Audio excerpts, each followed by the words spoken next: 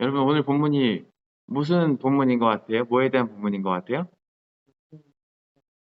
그렇죠. 거기서부터 시작한 성만찬에 대한 본문이에요.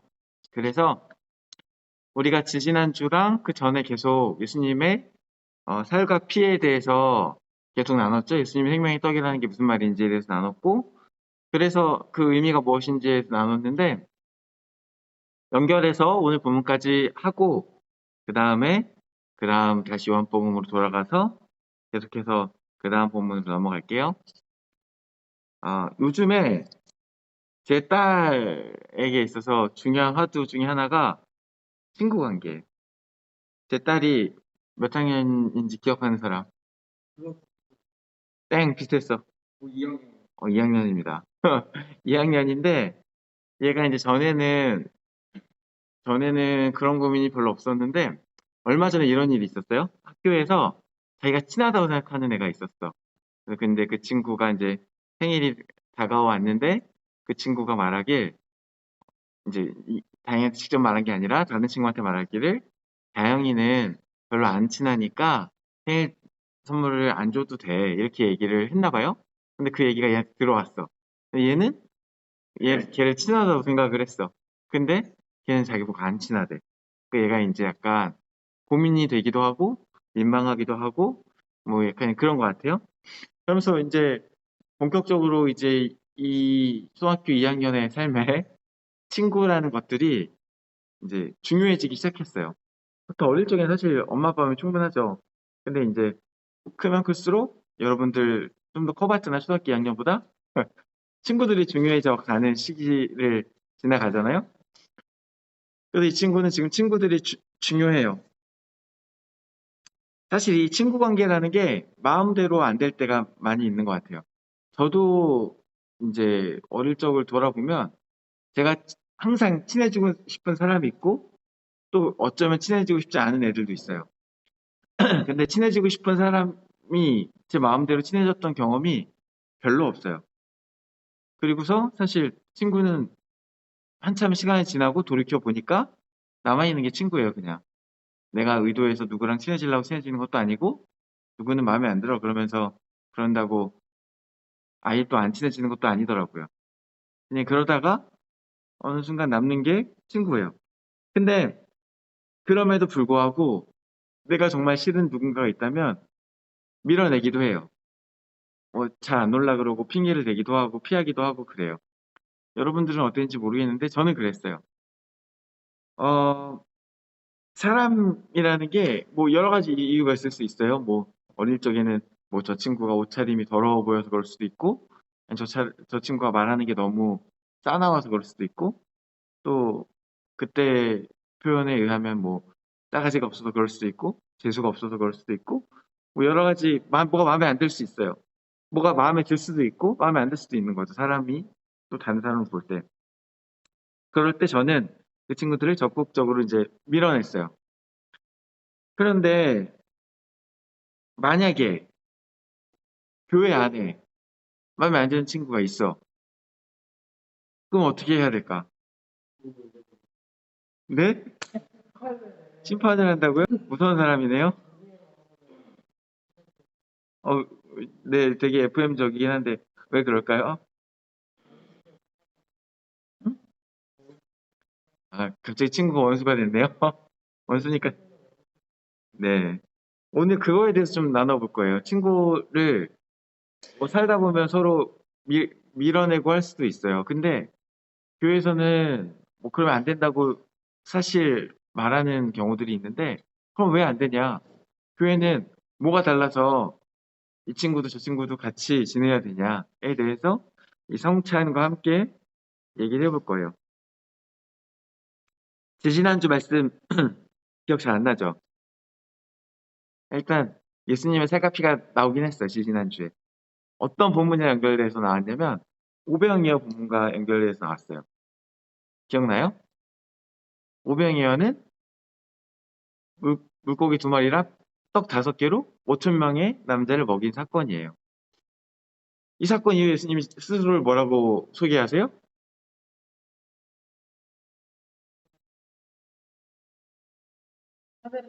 하늘에서 왔다. 이 포인트, 첫 번째 포인트. 두 번째 포인트.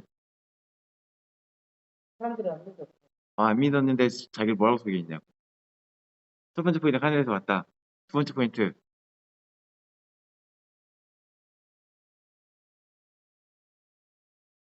네, 떡. 이 세 번째 포인트가 떡이었어요. 떡. 근데 무슨 떡? 먹으면 어떻게 되는 떡?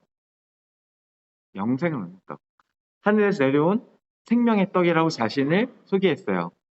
그게 예수님의 정체성이었어요. 무슨 말이냐?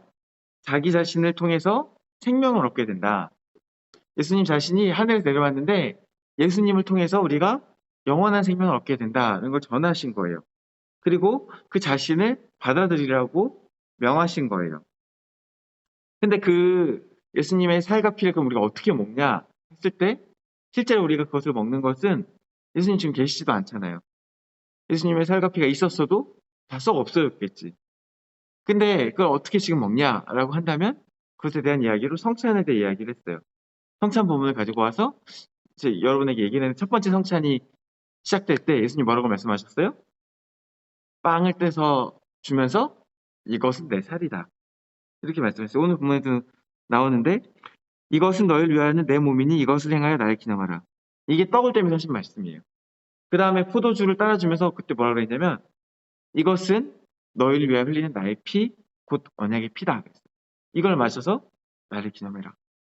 성만찬을 통해서 우리가 예수님을 기념하고 예수님의 살과 피를 우리가 먹게 되는 거예요. 그래서 근데 이 성만찬이 최초의 성만찬이 언제 이루어졌다고 그랬죠?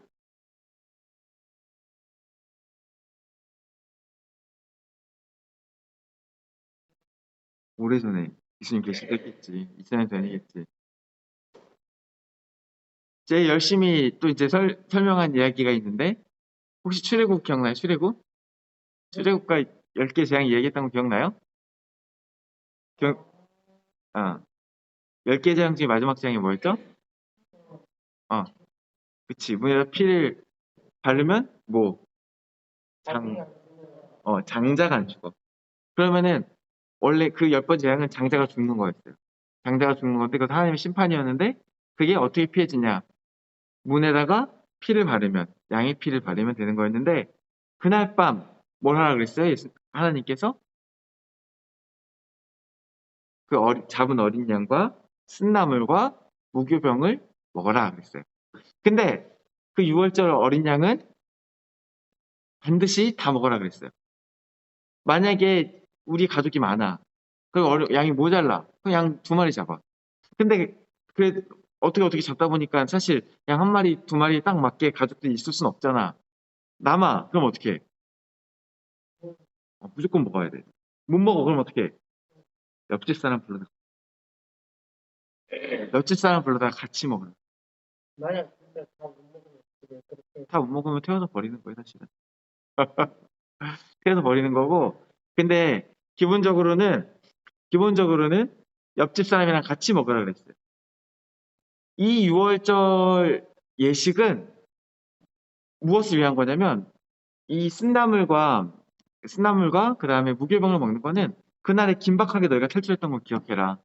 또 이 양을 먹으면서 양을 구워 먹으면서 그날에 너희가 하나님께서 너희를 구원하셨던 걸 기억해라. 그러면 이건 뭐냐? 기념하는 건데 기쁜 일을 기념하는 거예요. 그래서 이 6월절은 사실 잔치의 성격을 가져요. 잔치가 뭐예요? 신나는 기쁜 일이 있을 때 잔치 언제 해요? 아까 그 딸내미 친구 언제 잔치 뭐 생일이라 그랬는데 생일 잔치 뭐 하겠죠? 돌잔치, 생일 잔치, 결혼 잔치, 기쁜 일이 있을 때 잔치를 해요. 기쁜 일이 있는 당사자가 자신의 무슨 먹을 것을 많이 준비해서 나눠줘요. 왜요? 기쁨을 나누려고. 근데 이제 이 기쁨이 이스라엘 민족 전체의 기쁨이야. 하나님께서 출애굽 시켜주셨어. 독립기념일 같은 거야. 미국의 독립기념일, 우리나라의 건국절 같은 거야. 그래서 그날 이스라엘 사람들이 같이 기뻐하면서 점점 시간이 지날수록 6월절이 그 기뻐함을 함께 누리는 자리로 변해갔어요. 그러다가 나중에 또 한참 이제 율법을 안 지킨 시절이 있어요. 왕이 생기고. 그때 안 지키다가 요시야라는 왕이 생겼어. 요시야라는 왕이 보니까 그러다 어느 날 율법책을 찾았네. 율법책을 보니까 6월절이라는 규례가 있네. 이거 우리가 해야겠어. 근데 이때 요시야 왕이 어떻게 했는지 알아요? 역대 35장 7절을 보면은 요시야가 그 모든 일을 위하여 그 사람들 엄청 많이 모았어요. 요시야가 왕이니까 오라 그러면 수만 명이 모였겠죠? 많은 사람들을 모아놓고 어떻게 했냐? 그 모인 모든 일을 위하여 백성들에게 자기의 소유 양떼 중에서 어린 양과 어린 염소 3만 마리와 어린 양과 어린 염소 3만 마리와 수소 3천 마리를 내어 그것을 제물로 줬어요. 어린 양만 3만 마리, 소도 3천 마리.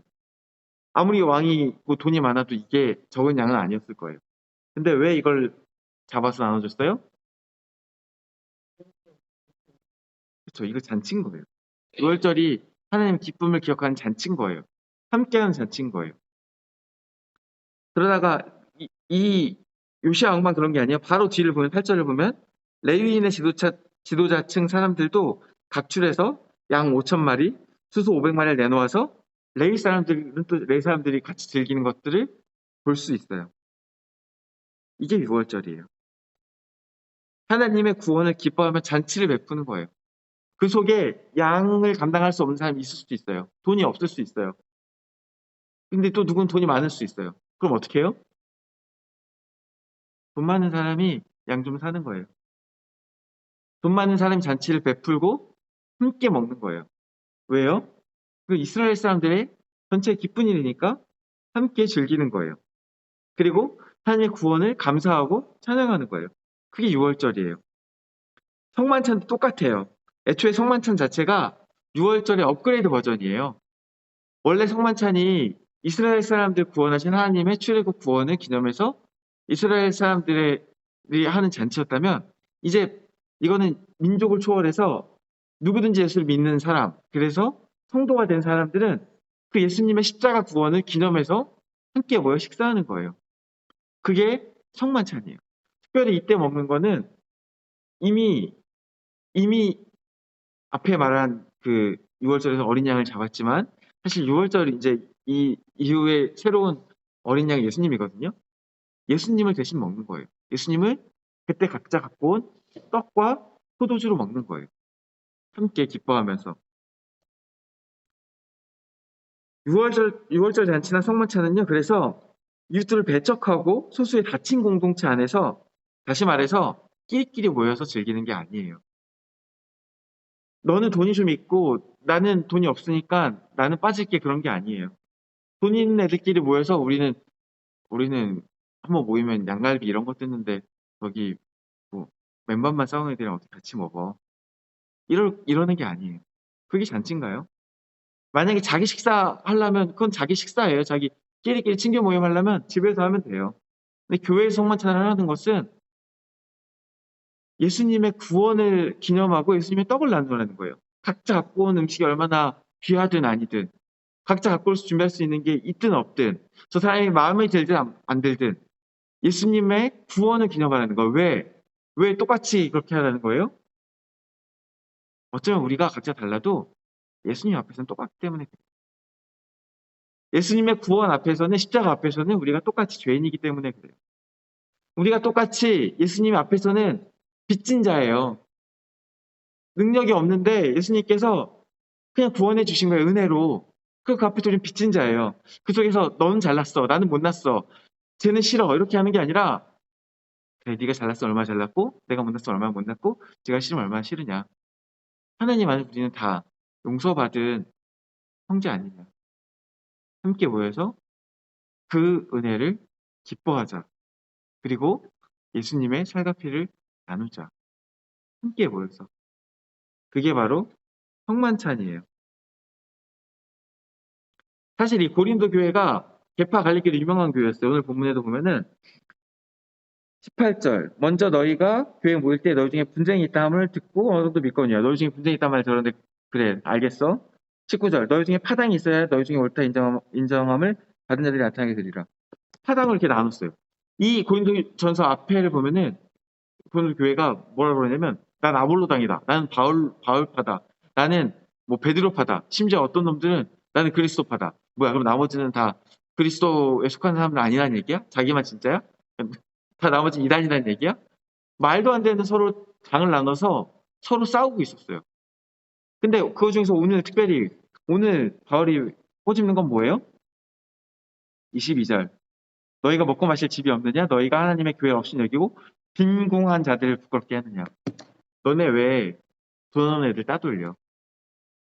너네 왜 밥 준비 똑바로 못한다고 쟤를 따돌려? 그게 성만찬이야?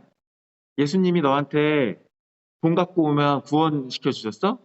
너 돈 갖고 구원 샀어? 그런 거 아닌데 왜 구원 받은 자 다 똑같은데 왜 여기서 서로를 나눠? 바울이 혼내고 있는 거예요. 성만찬은 그런 게 아니다. 우리 얘기로 이제 얘기를 마무리 해볼게요. 사실 오늘날 우리도 이제 각자 지내다 보면 사람과 사람이 다 맞을 수가 없어요. 마음에 안 드는 친구가 있을 수밖에 없어요. 마음에 뭐 전도사님 마음에 안 들 수도 있고 친구 마음에 안 들 수도 있어요. 서로 사람과 사람의 살아온 환경도 다르고 또 누군가는 객관적으로도 좀 뭐 누가 재수없게 굴 수도 있어요. 뭐 그리고 여러 가지 또 환경이 다르면 또 요즘에 뭐 학교에서는 뭐 아파트에 사냐 그렇지 않냐 같은 걸로 또 서로를 이야기하는 경우도 있다던데 뭐 그럴 수도 있어요. 그 사실이에요. 누군가는 돈이 많고 누군가는 돈이 없어요. 그리고 사회에서는 그런 사람들끼리 서로 안 어울릴 수 있어요. 안 어울릴 수 있죠. 좋은 명문대학 나와서 나는 뭐 사짜 가진 직업이야. 쟤는 뭐 듣도 보도 못한 사회에서 인정받지 않은 직업이야. 혹은 쟤는 그 직업도 없어. 집에서 놀고 있어. 같이 못 놀아. 이럴 수 있어, 사회에서는. 그리고 많은 사람들이 그렇게 지내요. 그런데요, 아까 말한 것처럼 교회에서는 그렇지 않아요. 왜냐면 누구나 예수님 앞에서 그저 은혜로 구원을 얻은 죄인이기 때문에 그래요. 우리가 각자 보면서 교회 안에서도 뭐 꼭 이 청소년부 안에서뿐 아니라 우리 선복교회 안에서도 누군가는 마음에 안 들 수도 있어요. 누군가는 싫을 수도 있어요. 그런데요, 우리가 십자가 앞에서 그 은혜 앞에서 우리가 하나예요. 성만찬은요, 성만찬을 함께 한다는 것은 따로따로 하는 게 아니라 교회 모여서 함께 예수님의 살과 피를 나눈다는 것은 그걸 강조하는 거예요. 우리가 예수님의 살과 피 앞에서 하나다. 우리가 서로 생긴 건 다르고 능력도 다르고 어쩌면 성품도 다르지만 그래도 우리는 하나다. 바로 십자가의 은혜 때문에 그렇게 되는 거예요. 바라기는 우리가 그 은혜를 깊게 경험했으면 좋겠어요. 우리가 십자가 은혜를 깊게 경험해서 그 속에서 나와 너, 저 사람 이렇게 구분 짓는 게 아니라 예수 안에서 우리 하나 되는 우리를 깨닫는 저와 여러분 되시기를 주님의 이름으로 축원합니다. 기도하겠습니다. 우리를 사랑하셔서 우리를 위해 자신의 몸과 피를 내어주시고 또한 은혜로 우리를 구원하여 주신 예수님 감사드립니다. 주님, 우리가 그 구원의 은혜 앞에서 각자 자신의 모습을 내세우거나 또 다른 사람들 손가락질하진 않았는지 돌아봅니다. 주님, 우리가 주님의 은혜 앞에서 서로가 하나임을, 우리가 한 형제임을 깨닫게 하여 주시옵소서. 그 은혜를 깊게 누리는 우리 한 사람 한 사람 될 수 있게 도와주시옵소서. 감사드리오며 예수 그리스도 이름으로 기도드립니다. 아멘.